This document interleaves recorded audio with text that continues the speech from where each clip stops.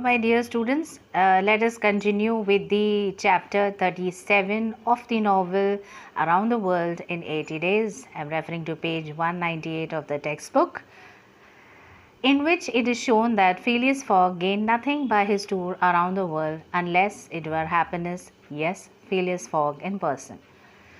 So the readers will remember that at 5 minutes past 8 in the evening, about 5:20 after the arrival of the travellers in London, Passepartout has been sent by his master to engage the services of Reverend Samuel Vinson in a certain marriage ceremony. So they had arrived in London, and immediately after that, Mr. Fogg has sent Passepartout to go and meet the Reverend so that they can fix the marriage.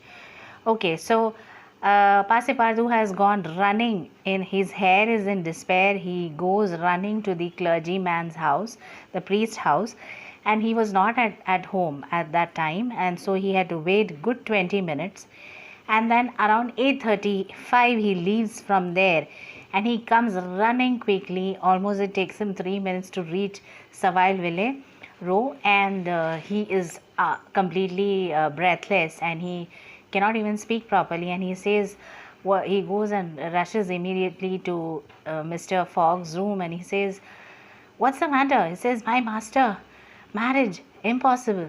He says, "Impossible? Why? Impossible for tomorrow? Why so?" He says, "Because tomorrow is Sunday."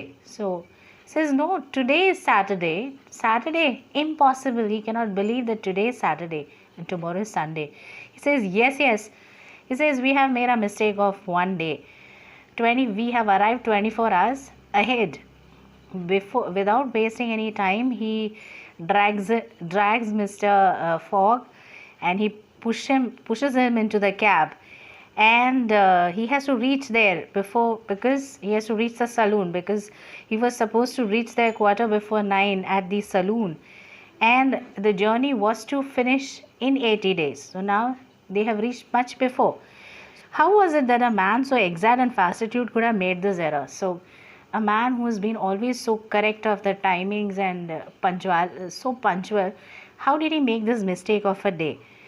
Actually, he arrived in London on Saturday. He thought that he had arrived on Saturday, but then it was the 21st day of December when it was really Friday. So they had mistaken that it was Saturday, but it was actually Friday.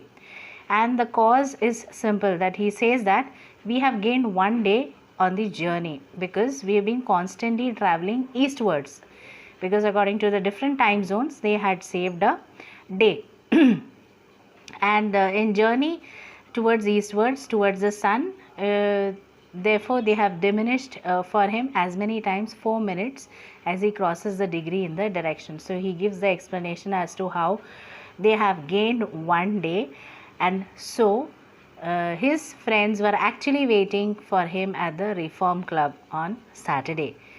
And he says that Passepartout has been keeping the family watch. So had he been following his family watch, which was following the London time, he would have been betrayed really.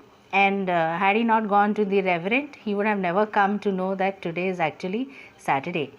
So almost all of his amount is spent. 19,000 pounds is nearly spent, and pecuniary gain was small. Pecuniary meaning involving money. However, Victorious was not to win money. He had not done that to win money actually. But then 1,000 is left, and that is divided between the two.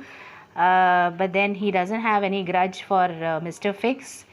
But then he deducts some money because he had left the burner on, and so he deducts that amount from Passepartout. And that very evening, Mr. Fogg was as tranquil and phlegmatic. Phlegmatic meaning he was not angry at that moment.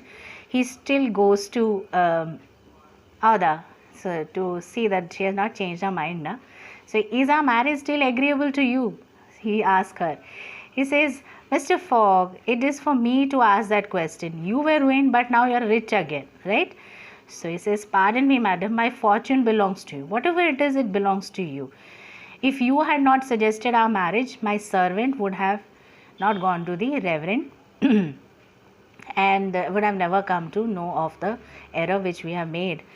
So, dear Mr. Fogg, again she says, dear Oda, he says, it need not be said that the marriage took place 48 hours after that Passepartout, glowing and dazzling, gave the bride away, had he not saved her and was not entitled to this honor. So, it all happened so that he happened to save her, and so is she going to be his wife. The next day, Mr. Fogg opened it and asked, "What's the matter, Passepartout? Was it, sir? Why have you just this instant found out? What? That we have made the tour of the world in 78 days.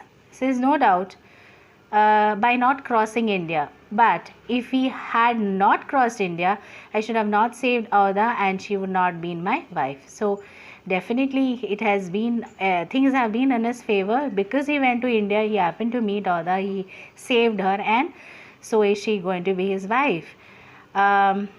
Phileas had won his wager and he had made his journey around the world in 80 days. He had taken so many ways, so many ways of conveyance.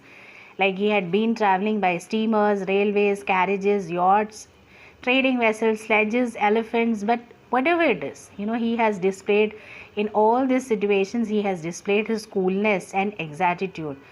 But he had also faced so many troubles and obstacles and challenges.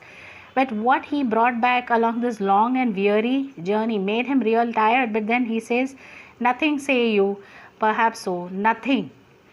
He cannot explain it in his own words. He says, "I have earned nothing but a wonderful, charming lady, and he seems to be happiest of all.